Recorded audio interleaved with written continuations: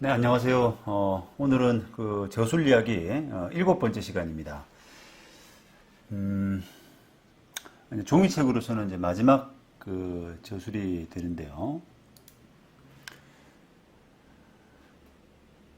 자, 부동산 경매와 제시의 물건, 그 부합물 종물이라고 하는 그런 책입니다.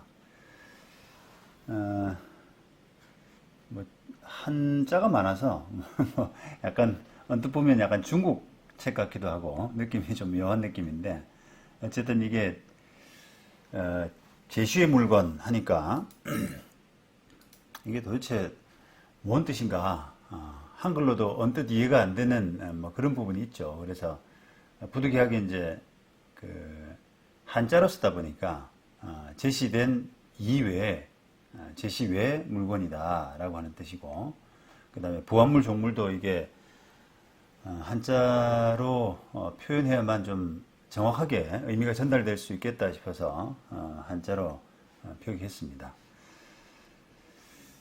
자, 요 책도 최근 2011년도에 이제 나왔어요. 2011년도에 이 책이 나오고 또 지난번처럼 이 전문 서적의 희소성 이런 것 때문에 한국경제신문에 또 이렇게 소개까지 됐습니다. 부동산 전문인 최광석 변호사가 경매 특수물건 공략 시리즈인 부동산 경매와 제시의 물건을 출간했다. 유치권 법정지상권 공유지분 선순위 가등기 가처분에 이어서 5번째로 나오는 특수물건 시리즈다. 법원 경매에서 불법 증축된 건물 이런 등등 지금 그 요런 이제 실무상으로 이런 쟁점들이 많은데 이런 문제들이 제시의 물건과 부합물 종물과 관련된 분쟁들이 많은데 이게 주로 이제 경매에서 많이 생깁니다. 우리가 그 판례를 이렇게 가만 보면은 뭐 그 이게 경매 취득한 물건들인 경우가 참 많아요. 그러니까 뭐 예를 들면 주로 이제 원고가 많은데요. 원고가 경매로 취득하고 그 다음에 그 상대방을 상대로 소송을 이어나간 이런 경우가 많아요. 그래서 판결문 읽어보면은 이 원고는 경매로 물건을 취득하고 뭐 이런 식의 이제 서술들이 되게 많단 말이에요. 그래서 그 이제 일반 그 거래에 비해서 이제 경매가 분쟁이 많은 이유는 경매는 뭐 아시다시피 그 합의에 의한 계약에 의한 거래가 아니라 어떻게 보면은 그 강제적인 그러니까 채무에 몰린 채무자 재산을 강제로 그 공권력을 동원해서 환가 돈으로 바꾸는 환가시키는 과정 강제 과정이다 보니까 아무래도 이제 채무자, 그 원래 전 소유자의 반발이 심할 수밖에 없잖아요. 뺏겼다라는 생각이 드는 거죠. 그래서 그 사람들은 이제 피해자라는 생각을 보통 가지게 됩니다. 더군다나 그 물건 자체가 이제 지금은 조금 덜하지만 예전만 하더라도 이 경매를 하게 되면은 헐값으로 낙찰된다 이런 생각을 많이 했거든요. 실제로 이제 그 감정가의 50%, 70% 이런 선들이 되게 허다했단 말이죠. 그러다 보니까 이제 더더욱이나 안 그래도 원하지 않게 물건을 뺏겼는데 게다가 헐값에 넘어가는 그런 과정을 거치다 보니까 이제 반발이 심할 수밖에 없고 그러다 보니까 낙찰받은 사람하고는 감정이 안 좋을 수밖에 없어요. 낙찰받은 사람 어찌 보면은 강제로 뺏어간 사람, 더구나 헐값에 채간 사람, 뭐 이런 식의 이제 그 생각을 가지게 되잖아요. 그러다 보니까 이제 분쟁이 일어나는 경우가 참 많습니다. 게다가 이제 피해의식 이런 부분 때문에 뭔가 내가 보상을 받아야겠다.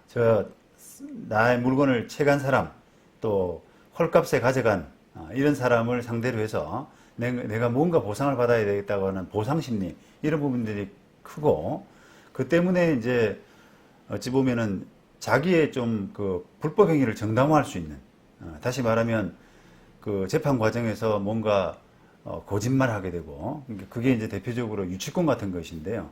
공사 대금 이런 부분들이 없는데도 불구하고 마치 있는 것처럼 사람을 동원시켜서 그 낙찰받은 사람한테 점유를 뺏기지 않으려고 하는 그런 시도라든지 뭐 등등 이런 부분들의 어떤 그 불법 행위를 감수하고라도 하는 저항들 이런 부분들이 많을 수밖에 없기 때문에 재판이 이제 경매가 재판이 많을 수밖에 없다는 겁니다.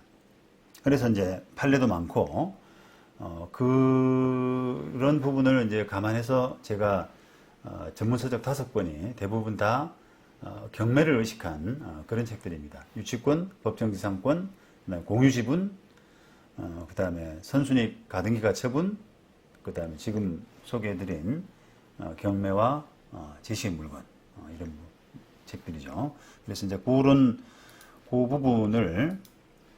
부분을 지금 이 기사에서도 지금 소개하고 있는데 이 법원 경매에서 이렇게 불법 증축된 건물, 그 제시외 건물이라고 그래가지고 땅이 낙찰됐는데 또는 건물이 경매 대상물인데 그 건물이 마침 증축이 됐다 이런 겁니다. 그 다음에 건축 도중에 중단된 공사 현장, 이것은 토지가 이제 경매 대상물인데 경매 대상물은 토지인데 그 위에 공사하다가 그 중단돼 버린 그런 건물이 있다. 그죠? 그게 이제 구조물일 수도 있고 좀 어느 정도 건물의 형태를 갖춘 뭐 그런 건축물일 수도 있고 한데요. 그런 부분이 있다. 그런 것들이 다 이제 제시외 물건이라고 하는 형태로 나오거든요. 그리고 이제 경매 진행 중인 임야에 경매 대상물은 임야입니다. 그런데 거기에 식재된 수목들 이런 부분들은 또 제시외 물건들로 해가지고 평가가 좀 되는 편이죠. 그 다음에 분묘, 토지가 경매 대상물인데 그 위에 분묘가 있다. 이런 것들도 역시 제시외 물건들로 되는 거예요. 그래서 이런 것들은 경매 대상 부동산과 함께 처분되는지 불분명한 때가 많다. 이 책은 관련 법령과 판례를 분석해서 종물이나 부속물의 인수 여부에 대한 어떤 명확한 기준을 제시한다. 이렇게 이제 소개가 됐습니다. 자, 이렇게 이제 책은 2011년 이제 8월 정도에 발간이 됐고요. 지난번 그 선순위 가등기 가처분도 2011년에 나왔기 때문에 그 차이가 많지는 않은 것 같습니다. 몇 달 상관으로 나왔는데요. 그 다음에 그 본문을 보시면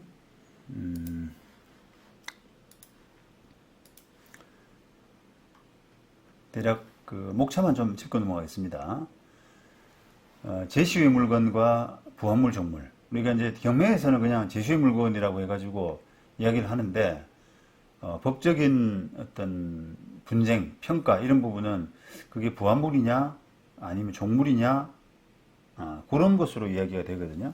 그래서 이제 그 제시외 물건과 부합물 종물이라고 하는 그런 제목으로 책이 나왔습니다.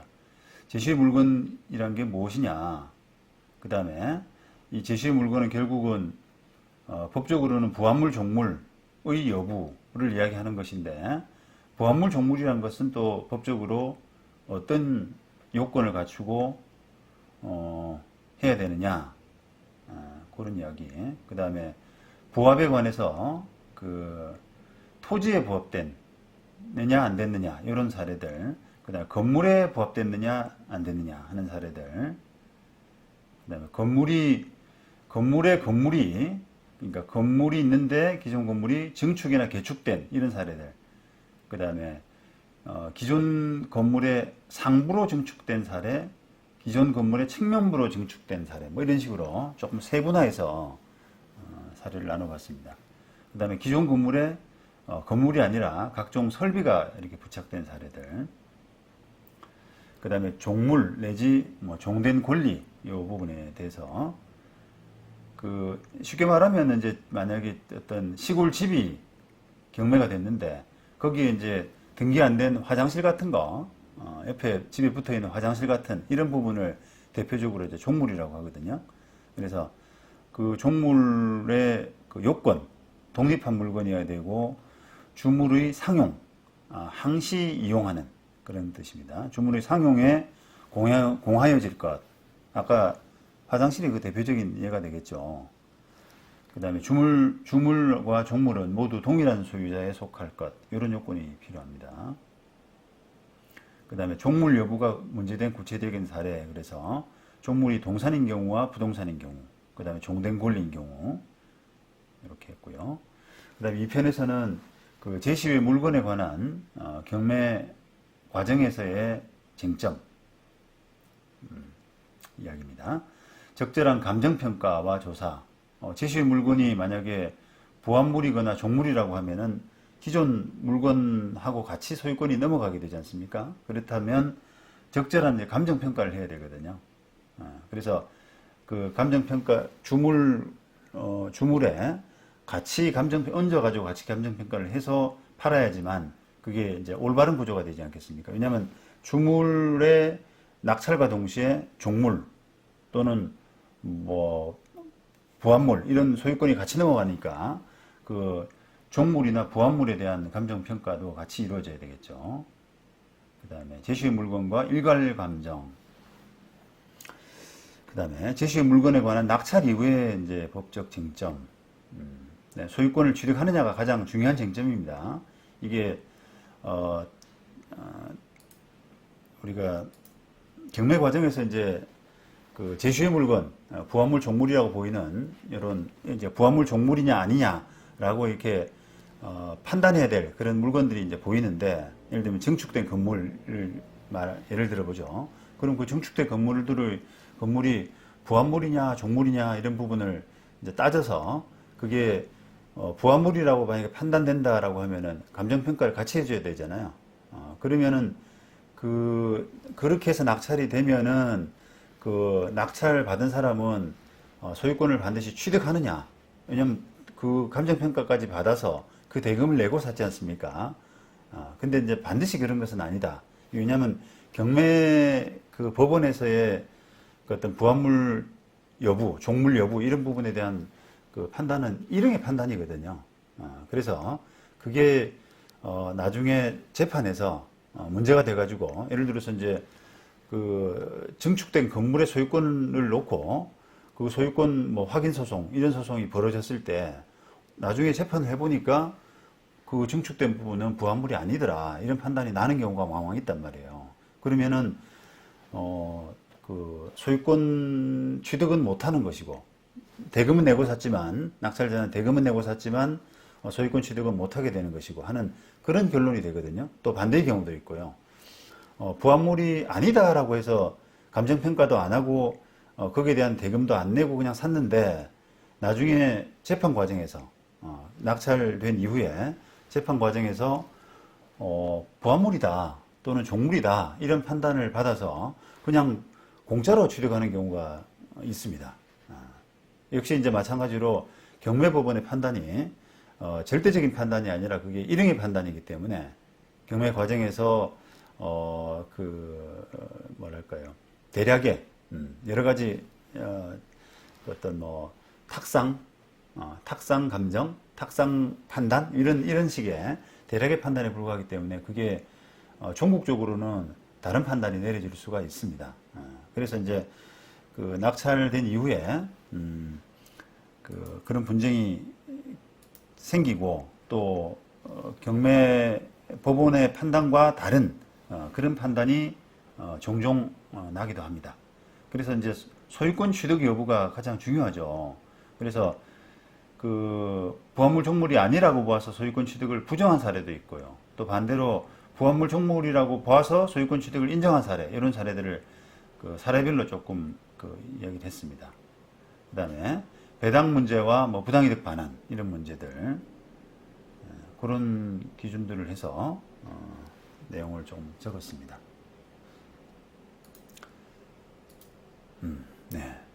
자, 여기까지가 이제 제 종이책의 이제 마지막이고요. 여기 2011년을 기점으로 해서 종이책 마지막을 했는데, 이제 2012년 들어서는 그 종이책 대신에 이제 전격적으로 전자 출판,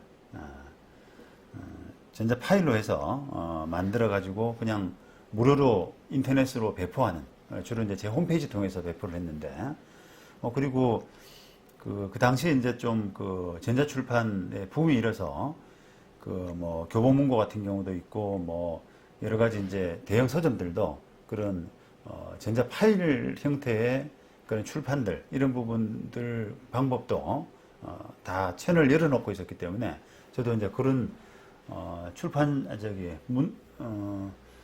그 교보문고 같은 서점가 이런 부분에도 그 전자출판 파일을 제공해서 이퍼브 같은데 제가 기억을 하는데요.